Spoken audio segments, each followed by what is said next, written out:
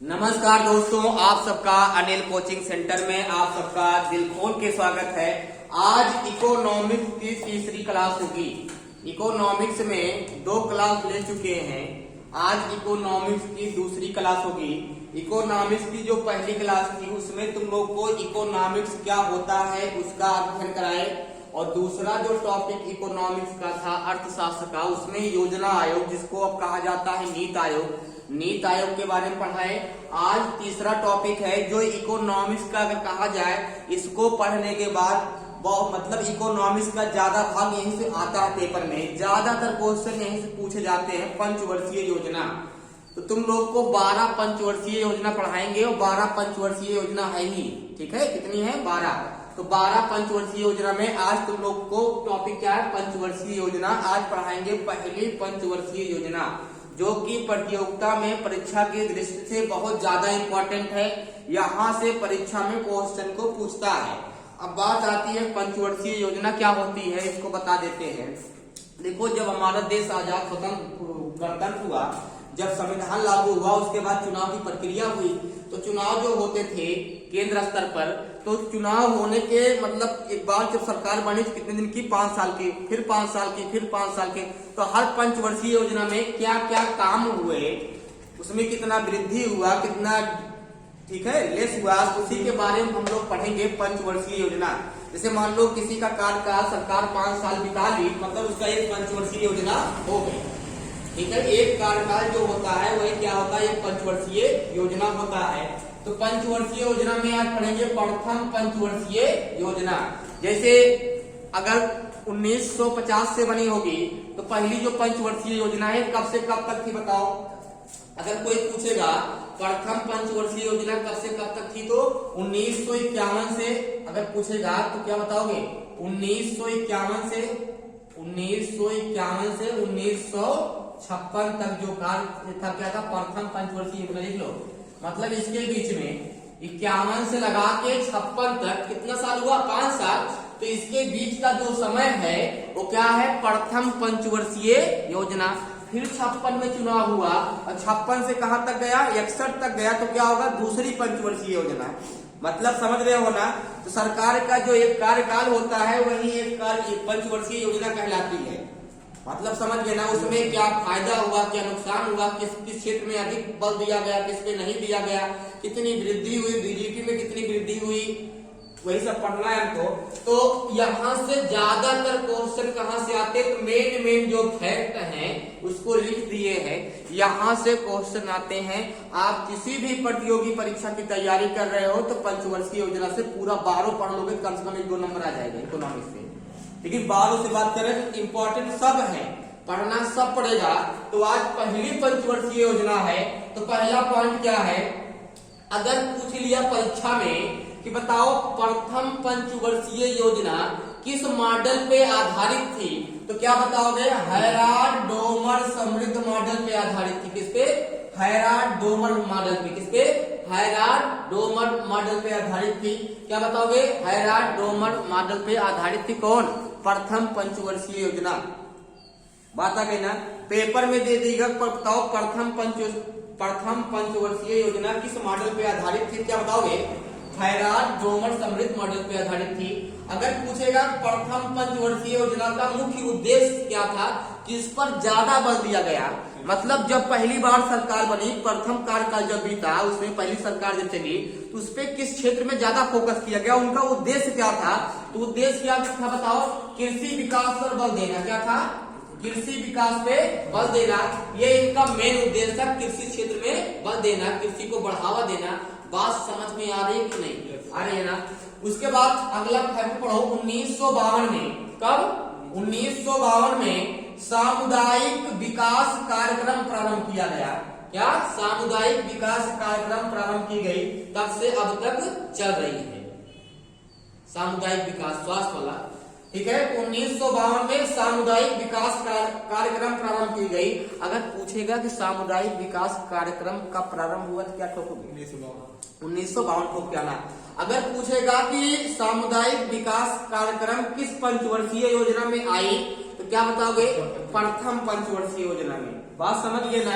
अब चौथा फैक्ट देखो कह रहा है कि 1953 में, तो हम बताएं 1951 से लगाकर 1956 के बीच की जो अवधि है वो प्रथम पंचवर्षीय योजना है। तो 1953 का बाहर से आएगा नहीं, तो 1953 मतलब प्रथम पंचवर्षीय योजना। क्या होगा? प्रथम पंचवर्षीय योजना।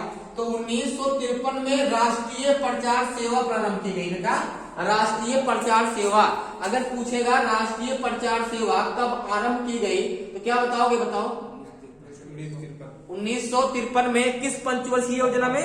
प्रथम पंचवर्षीय योजना में। सबसे ज्यादा अगर यहाँ से दो चीज तुम लोग को याद करना है, ये अवधि याद करके रखना, ये पेपर में खुद पूछता आएगा, ठोक देना 1951 से 1956 तक।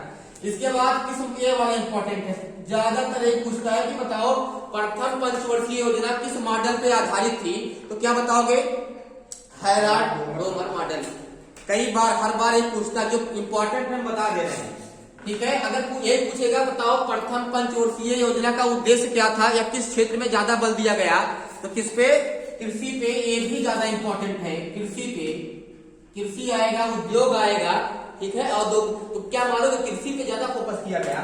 उसके बाद ये तीसरा इंपॉर्टेंट है, चौथा फैक्ट जो है ये इंपॉर्टेंट है, पूछेगा कि बताओ भाखड़ा नांगल बांध परियोजना कौन सा? इसके बारे में जब नदी की क्लास इंडियन ज्योग्राफी में इसको हम खूब अच्छे से पढ़ाए थे। भाखड़ा नांगल बांध कहाँ पे है? बताओ। पंजाब में है। पंजाब हिमाचल प्रदेश दोनों राज्य मिला के बॉर्डर बना हुआ है। भाखड़ा नांगल किस नदी पे है? अगर सही कहा जाए तो भाखड़ा नांगल जो बांध है हिमाचल प्रदेश में। कहाँ पे है? और यहाँ भी है, पंजाब में भी है, ठीक है, दोनों मिला के। तो भाखड़ा नांगल बांध परियोजना जो है किस नदी पे बना हुआ है? सतलुज नदी बना हुआ है ना। सतलुज नदी कहां से निकली है? मानसरोवर झील के जो नीचे तिब्बत से एक निकली हुई है। मानसरोवर झील के नीचे तिब्बत से निकली हुई है। तो उसी सतलुज नदी पे एक बांध बना हुआ है जिसका नाम क्या है? भाखड़ा नांगल बांध। अगर कहा जाए बताओ सबसे बड़ा बांध कौन सा है, क्या बताओगे? भाखड़ा नांगल बांध परियोजना। सबसे लंबा पूछेगा तो हीराकुंड बांध परियोजना, और सबसे ऊंचा पूछेगा तो टिहरी बांध परियोजना। हीराकुंड कहाँ पे है? बताओ। महानदी पे है। और कहाँ बना हुआ है? उड़ीसा में बना हुआ है। और महानदी कहाँ से निकलती है? बताओ। अमरकंटक की पहाड़ी से निकलती है। अगर पूछेगा टिहरी बांध कहाँ बना हुआ है तो उत्तराखंड में भागीरथी नदी में बना हुआ है। अगर पूछेगा कि बताओ भाखड़ा नांगल बांध कहाँ बना हुआ, तो क्या? सतलज नदी पे बना हुआ है हिमाचल प्रदेश में। बात समझ गए ना? ये बांध कब बना? प्रथम पंचवर्षीय योजना में। मतलब कि ये जो अवधि है 1951 से 1956 के बीच में प्रथम पंचवर्षीय योजना में ये बना। मतलब तभी की देन है। कौन कौन? भाखड़ा नांगल बांध परियोजना, दामोदर घाटी परियोजना, हीराकुंड बहुउद्देशीय परियोजना, ये सब किसकी देन है? प्रथम पंचवर्षीय योजना की देन है। तीन चीज जो बांध वाला मिलेगा, हीराकुंड, भाखड़ा, दामोदर, ये तीनों बांध किसकी देन है? प्रथम मतलब इसी समय की देन है ये जो बना हुआ है। बात समझ गए ना? अब चौथा पॉइंट क्या है कि अगला पॉइंट देखो, प्रथम योजना में लक्षित विकास दर, मतलब लक्षित मतलब इनका टारगेट क्या था? सरकार का टारगेट क्या था? सरकार का टारगेट था कि भैया प्रथम योजना में, प्रथम सरकार बनी है गणतंत्र होने के बाद, देश आजाद हुआ, तो प्रथम योजना में लक्षित विकास दर कहा गया 2.1 होना चाहिए। कितना? इतना हमको लाना है। 5 साल में खूब मेहनत करके हमको अपना जो वृद्धि दर है, आर्थिक वृद्धि दर जो है 2.1 लाना है। कितना? 2.1%। लेकिन हुआ क्या? उसके मुकाबले इतना नहीं, ज्यादा आ गया। कितना गया? 3.6 आ गया। बात समझ में ना? इतना था, कितना आ जाएगा? बहुत है, हमारा लक्ष्य में इतना प्राप्त करेंगे, लेकिन उतना नहीं, 3.6% आ गया। और जब इतना आ गया कि प्राप्ति की गई, इस दौरान प्रति व्यक्ति की आय में कितना वृद्धि हुई? बताओ। 1.8%। देखो इन दोनों में जब अंतर निकालोगे इतना मिलेगा। बात समझ गए ना? 1.8% की वृद्धि दर्ज की गई। मतलब प्रथम पंचवर्षीय योजना विकास हुआ। क्या हुआ? डेवलप हुआ। ठीक है, इसमें लेस नहीं हुआ। उसके बाद क्या हुआ? फ्लॉप नहीं गई। अगर जहां घाटा होगा तो फ्लॉप चली गई हो। इस अगला पॉइंट, इस योजना में सार्वजनिक उद्योग के विकास की उपेक्षा की गई। मतलब कृषि पे बल दिया गया और जो सार्वजनिक उद्योग होता है उसकी उपेक्षा की गई। उपेक्षा मतलब क्या होता है? उसकी बड़ाई नहीं की गई, उसको इग्नोर मार दिए। बात समझ गए ना। उसकी क्या की गई, उपेक्षा की गई। तो ये जितना फैक्ट तुम लोग को बताए, इकोनॉमिक्स का क्या है, प्रथम पंचवर्षीय योजना है, यहाँ से परीक्षा में क्वेश्चन आता है। तो बात समझ गए ना, पंचवर्षीय योजना समझ गए ना। कितनी पंचवर्षीय योजना पढ़ना है, 12। कितनी पढ़ना है, 12। जैसे अभी पढ़े 1951 से 1956, दूसरा होगा 1956 से 1961, अगला 5 साल। उसमें क्या महत्वपूर्ण काम हुए, किस पे बल दिया गया, किस पे बल नहीं दिया गया, ऐसे 12 पंचवर्षीय योजना पढ़ना है और 12 इंपॉर्टेंट है। बात समझ गए ना। हाँ, तो ये टॉपिक समाप्त होता है। कल तुम लोग का रहेगा क्या, दूसरी पंचवर्षीय योजना। ठीक है, धन्यवाद।